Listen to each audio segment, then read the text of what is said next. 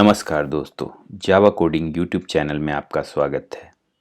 आज हम लोग टू सम प्रॉब्लम के बारे में जानेंगे।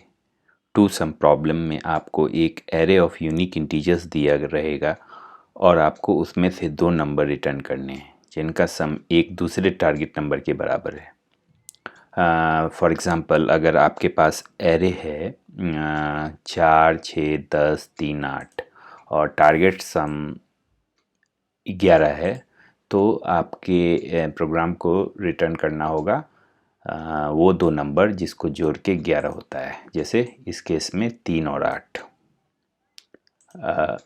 तो इस प्रॉब्लम को सॉल्व करने का बहुत सारा तरीका है। सबसे पहले हम लोग सबसे सिंपल ब्रूट फोर्स मेथड देखेंगे।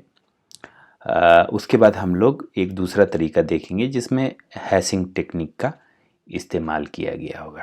तो चलिए आइए मिलकर करते हैं इस प्रॉब्लम को सॉल्व। तो मैंने इक्लिप्स ओपन कर लिया है और अब हम लोग एक नया क्लास बनाएंगे। नाम उसका रख देते हैं टू सम। मेन मेथड भी ले लेंगे। ओके,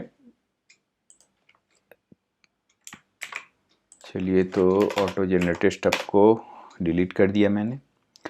तो हम लोग जो पहला तरीका लगाने वाले हैं वो एक ब्रूट फोर्स मेथड है। तो उसमें अगर देखा जाए तो अगर हम लोग का इनपुट एरे 4, 6, 10, 3, 8 है, तो हम लोग हर एक नंबर को दूसरे नंबर के साथ पेयर करके सम करके देखेंगे क्या वो टारगेट सम के बराबर हो रहा है कि नहीं। फॉर एग्ज़ाम्पल, अगर 4 पहला नंबर होगा तो 4 को हम लोग 6 के साथ, 10 के साथ, 3 के साथ, 8 के साथ, फिर 6 को 10 के साथ, 3 के साथ, 8 के साथ, 10 को 3 के साथ, 8 के साथ, एंड सो ऑन। इस तरह से असल में हम लोग एक फॉर लूप का यूज़ करेंगे और लूप इनसाइड लूप कॉन्सेप्ट का यूज़ करेंगे और फिर उसमें हम लोग चेक करेंगे कि दो नंबर का सम टारगेट सम के बराबर है कि नहीं। और अगर दो नंबर का सम टारगेट सम के बराबर निकल गया, फॉर एग्ज़ाम्पल 3 और 8 का कॉम्बिनेशन, तो हम लोग उस कॉम्बिनेशन को रिटर्न कर देंगे। तो चलिए इसका कोडिंग देखते हैं। तो सबसे पहले हम लोग मेन मेथड में एक इनपुट एरे ले लेंगे। इनपुट एरे वही ले लेते हैं जो हम लोगों ने एग्जांपल में देखा था, 4, 6, 10, 3, 8। ठीक है, और हम लोग टारगेट सम ले लेंगे 11। ठीक है, और फिर हम लोग एक मेथड बनाएंगे टू सम चेकर, जिसका रिटर्न टाइप होगा इंटीजर एरे और जिसके आर्गुमेंट्स होंगे ये एरे और टारगेट सम। ठीक है, तो हम लोग वो एरे ले लेते हैं, public static int two sum checker ले लेते हैं और इसमें हम लोग नाम देते हैं नम एरे इंट सम, टारगेट सम होगा ये। ठीक है, तो अब ये तो हम लोग का मेथड हो गया और इस मेथड को हम लोग यहाँ से कॉल करेंगे। कॉल करने का तरीका बड़ा सिंपल होगा, टू सम चेकर। इसमें हम लोग एरे पास कर रहे हैं और सम पास कर रहे हैं। कंट्रोल 1 करेंगे हम लोग, कंट्रोल 1,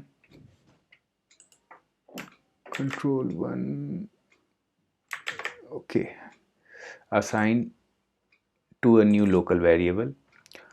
तो इसको हम लोग इस लोकल वेरिएबल में असाइन कर लेते हैं। ठीक है, और हम लोग चाहे तो इसको प्रिंट भी कर सकते हैं, arrays dot to 1 second arrays Java dot यूटिल में हम लोग को मिल जाएगा टू स्ट्रिंग मेथड। ठीक है, इसमें हम लोग इंटीजर एरे पास कर रहे हैं जो है two sum checker. Correct.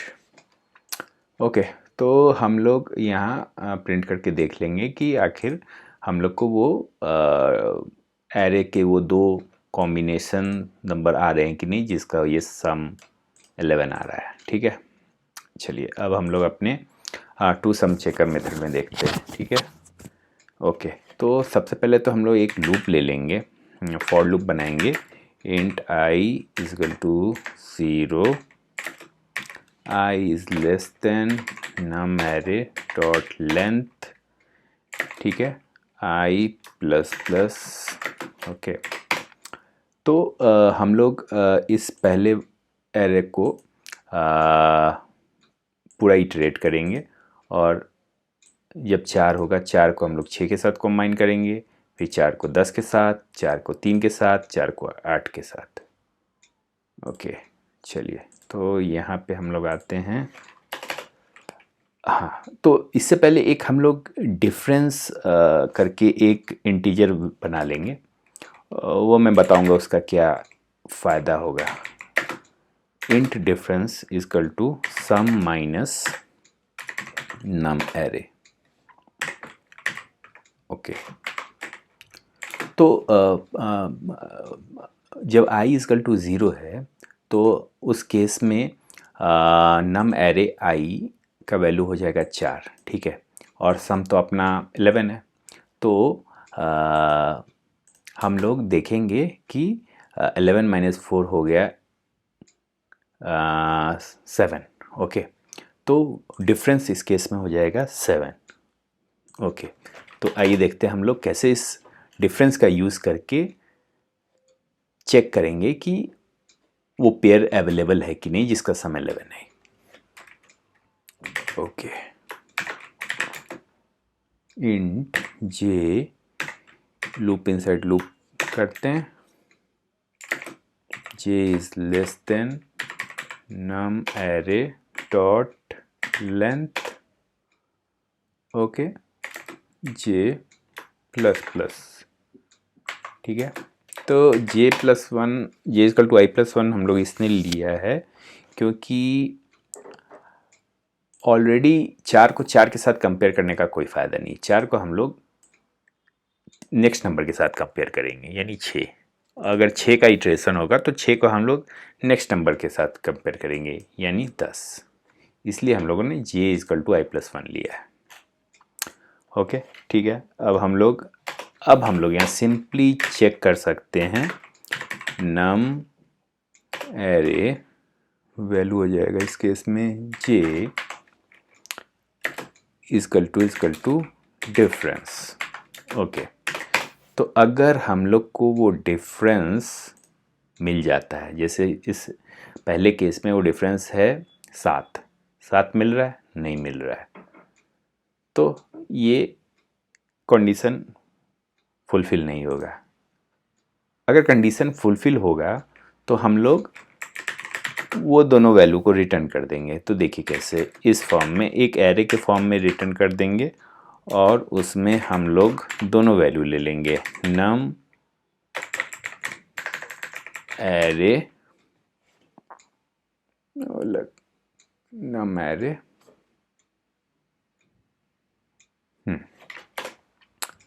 Num array i, num array j. ठीक है, तो इसके लिए हम लोग एग्ज़ाम्पल इसकी वाला ले लेते हैं। मान लीजिए 3 का इटरेशन चल रहा है और जे प्लस वन में 8 है। ठीक है, तो डिफरेंस हम लोग का हो जाएगा, difference is equal to sum minus sum 11 है और नम एरे आई यानी 3, तो 11 माइनस 3 8 हो जाएगा। फिर 8 को हम लोग सर्च करेंगे तो 8 अवेलेबल है इस वाले में एरे में, तो ये कंडीशन हम लोग का ट्रू हो जाएगा। जब ये कंडीशन ट्रू हो जाएगा तो हम लोग नम एरे आई और नम एरे जे रिटर्न कर देंगे, जो इस केस में 3 और 8 हो जाएगा। तो इस तरह से हम लोग का ये लॉजिक चलेगा, ठीक है।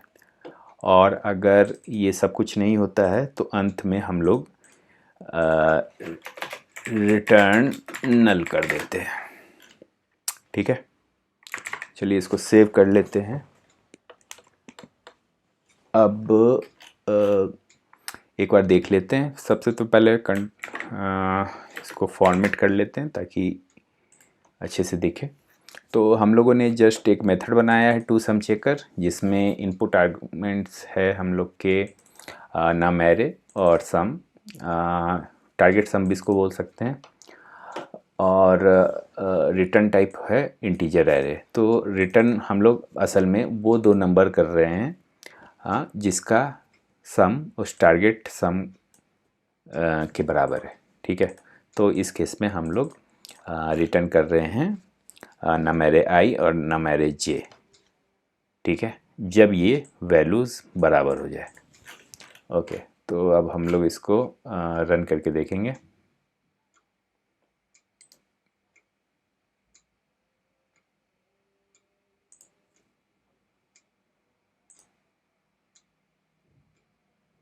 ओके, तो ये हम लोग का प्रोग्राम सही में सक्सेसफुली एग्जीक्यूट हो गया।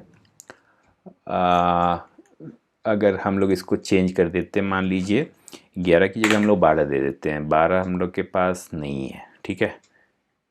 तो अगर 12 करेंगे, ओके, 4 और 8 का कॉम्बिनेशन करेक्ट, 12 भी सक्सेसफुली आ रहा है। लीजिए 13 कर देते हैं इसको। 13 हम लोग के पास है, 10 + 3, राइट। 13 की जगह अब हम लोग 14 दे देते हैं।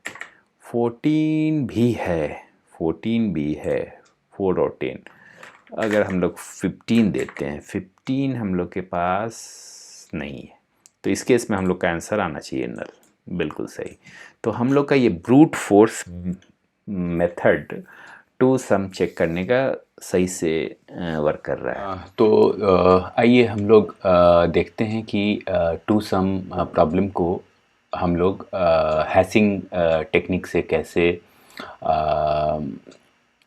टाइम का complexity O N log N से सॉल्व कर सकते हैं। क्योंकि ये जो ब्रूट फोर्स मेथड हम लोगों ने यूज़ किया है, लूप इनसाइड लूप, जिधर हम लोग एरे के एलिमेंट्स को हर दूसरे एलिमेंट से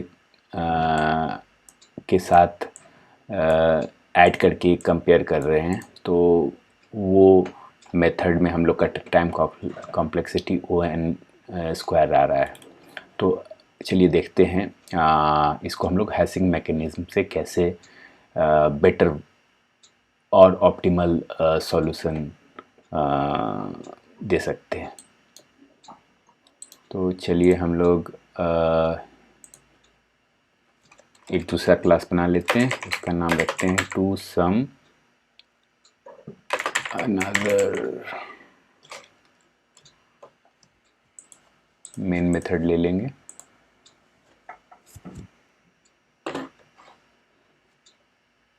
ठीक है। तो यहाँ से टू सम से हम लोग ये मेन मेथड के अंदर जो हम लोगों ने कोड है उसको डायरेक्ट हम लोग यहाँ कॉपी पेस्ट कर लेंगे, ठीक है। इसको हम लोग यहाँ पे क्रिएट कर लेते हैं टू सम चेकर, ठीक है। तो इसमें अब हम लोग क्या कर रहे हैं, ओके, तो ओके, अब हम लोग तो चलिए अब हम लोग यहाँ हैशिंग कॉन्सेप्ट का यूज़ करेंगे। क्योंकि हम लोग यहाँ एरे एलिमेंट्स को रिटर्न कर रहे हैं, ना कि उनके पोजीशन को, तो हम लोग यहाँ हैश सेट से ही इसको सॉल्व कर सकते हैं। तो चलिए देखते हैं कैसे करेंगे। तो यहाँ हम लोग न्यू हैश सेट ले लेते हैं,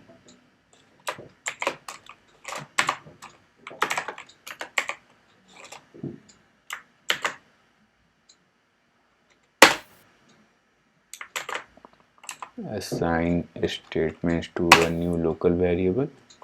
तो हैश सेट असल में सेट इंटरफेस का इम्प्लीमेंटेशन है। तो यहाँ पे हम लोग इंटीजर सेट यूज़ कर रहे हैं और इसको हम लोग नाम दे देते हैं अनदर सेट।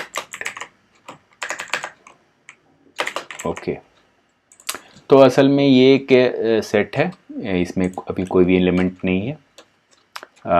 जो हम लोग को रिज़ल्ट रिटर्न करना है उसे भी हम लोग यहाँ पे डिक्लेयर कर लेते हैं। ओके, तो क्योंकि हम लोग यहाँ हैशिंग यूज़ कर रहे हैं तो एक लूप तो हम लोग एग्जीक्यूट कर सकते हैं। For int I is equal to 0, I is less than num array dot length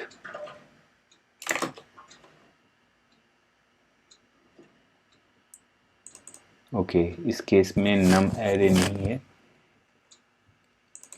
एक मिनट, इसको num array कर देता हूँ मैं, ठीक है। num array डॉट लेंथ, ये अब क्यों एरर दे रहा है?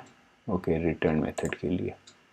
ओके, तो i प्लस प्लस।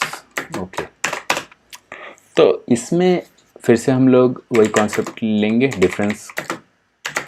डिफरेंस हो जाएगा sum minus num array i। Okay, तो अब हम लोग चेक करेंगे कि अनदर सेट में ये डिफरेंट है कि नहीं।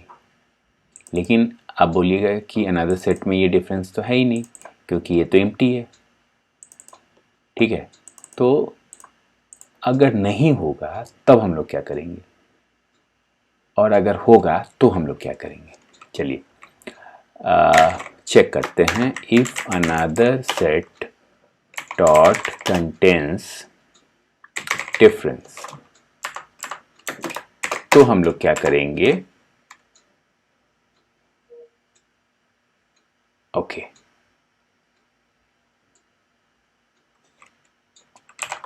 तो हम लोग रिजल्ट जो हम लोग का भी नल है, रिजल्ट एरे, उसमें हम लोग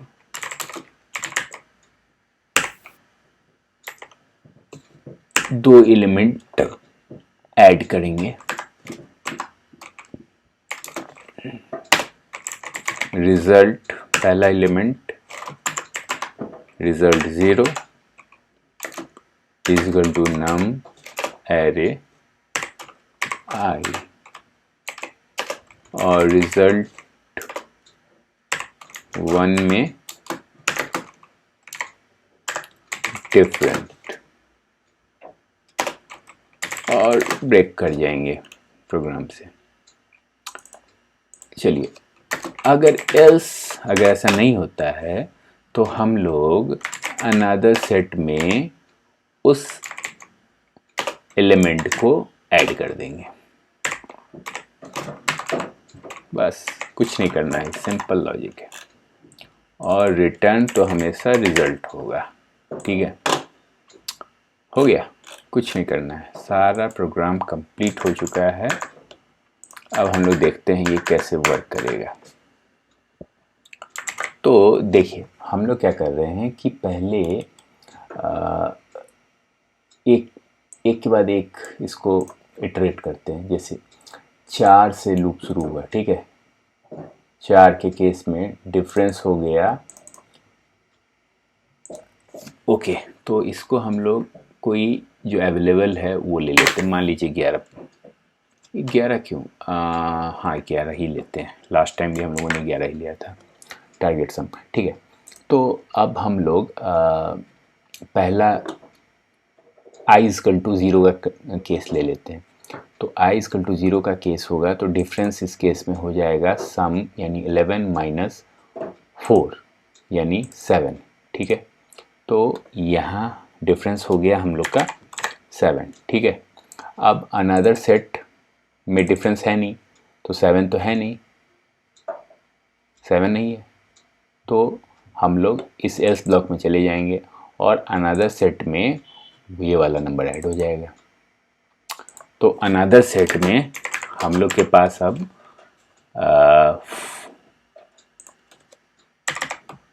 4 हो गया, ठीक है। अब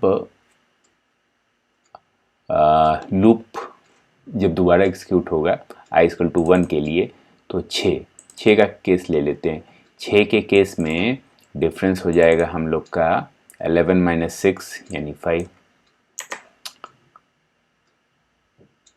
ये भी नहीं है, 5 नहीं है अनदर सेट में, तो अनदर सेट में हम लोग 6 को ऐड कर देंगे, तो हम लोग का अनदर सेट हो जाएगा 6, 4 और 6 का कॉम्बिनेशन, ठीक है। फिर 10 का इटरेशन देखते हैं। जब 10 होगा यानी i=2, 2 का केस होगा, तो 10 के केस में डिफरेंस हो जाएगा हम लोग का 1, तो 1 भी नहीं है, अनदर सेट में 1 भी नहीं है, तो हम लोग 10 को ऐड कर देंगे अनदर सेट में। ऐसे करते करते हम लोग 3 को भी ऐड कर देंगे। फिर जब हम लोग 8 का इटरेशन चेक कर रहे होंगे, 8 वाला इटरेशन में होंगे, तो उस समय i का वैल्यू हो जाएगा 1 2 3 4, 4 हो जाएगा, ठीक है। तो डिफरेंस हो जाएगा उस समय कितना, 11 - 8 = 3 डिफरेंस। लेकिन another set dot contains difference, तब पहली बार हम लोग का ये लूप के अंदर इस इफ ब्लॉक के अंदर हम लोग का ये वैल्यू ट्रू हो जाएगा, ठीक है। तो रिज़ल्ट के केस में हम लोग एक एरे को यहाँ बनाएंगे, 2 एलिमेंट का एरे, और उसमें पहले एलिमेंट में नम एरे आई देंगे यानी 3, और रिज़ल्ट 1 में वो डिफरेंस आ रहा है हम लोग का 8, तो ये दोनों हम लोग ऐड कर देंगे रिज़ल्ट 0 रिज़ल्ट 1 में, और इसको फिर हम लोग रिटर्न कर देंगे, ठीक है। तो चलिए इसको एक्सिक्यूट करके देखते हैं क्या होता है।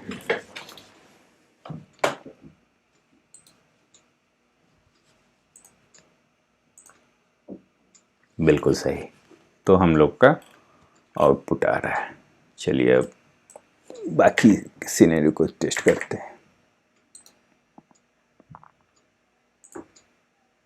बहुत सही, 12 13, ये सिनेरियो को चेक करते हैं, 15। क्या ये नल रिटर्न करता है? बिल्कुल सही। तो इस तरह से हम लोग हैशिंग की मदद से इस टू सम प्रॉब्लम को सॉल्व कर सकते हैं। तो इसमें ये फ़ायदा है कि हम लोग एक ही लूप यूज़ कर रहे हैं और एक रिज़ल्ट सेट में अनदर सेट बना रहे हैं, उस हैश सेट में हम लोग वैल्यूज़ ऐड करते जा रहे हैं। तो ये जो ऐड करने की प्रक्रिया है, इसको आप मान लीजिए log n के आसपास इसका टाइम कॉम्प्लेक्सिटी होना चाहिए, और इसका टाइम कॉम्प्लेक्सिटी n होना चाहिए। तो ओवरऑल हम लोग का टाइम कॉम्प्लेक्सिटी हो जाएगा n log n इस वाले मेथड में। तो ये जो पहला वाला तरीका था जो हम लोगों ने ब्रूट फोर्स मेथड से देखा था, लूप इनसाइड लूप, उससे ये तरीका काफ़ी बेटर और ये एक ऑप्टिमल सॉल्यूशन है। तो इंटरव्यू क्वेश्चंस में इंटरव्यूज़ के दौरान आपको ये अगर सवाल पूछा जाए टू सम प्रॉब्लम, तो आप इसको इस तरीके से बता सकते हैं। और फिर अगर आपके इंटरव्यूअर आपसे पूछे कि इसको और अच्छे से कैसे सॉल्व करोगे या ऑप्टिमल सॉल्यूशन के बारे में बात करें, तो आप ये वाला सॉल्यूशन बता सकते हैं, और दोनों में डिफरेंसेस क्या क्या हैं ये भी आप बता सकते हैं। हाँ, अगर आप को नंबर का पोजीशन रिटर्न करना है एरे में से, तो उस केस में आप हैज़ मैप भी यूज़ कर सकते हैं। मैं केवल एरे का एलिमेंट रिटर्न कर रहा था, इसलिए हैज़ सेट से मेरा काम चल गया। आपको कैसा लगा ये वीडियो? अपना कमेंट्स ज़रूर दें, और हो सके तो वीडियो को लाइक और चैनल को सब्सक्राइब ज़रूर करें। जुड़ने के लिए धन्यवाद।